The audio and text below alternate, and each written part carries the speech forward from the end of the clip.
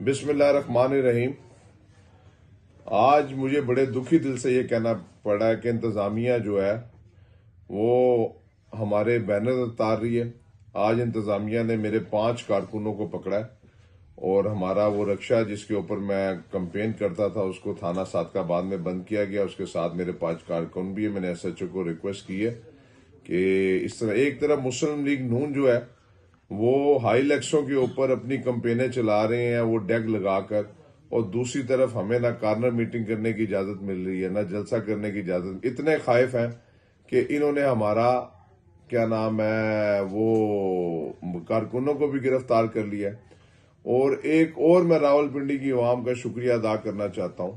कल जिस तरीके से आपने मुस्लिम लीग नून का इस शहर में पोस्टमार्टम किया, आज पीपल्स पार्टी का भी शहर में पोस्टमार्टम हो गया लियाकत बाग के अंदर। ये वही लियाकत बाग है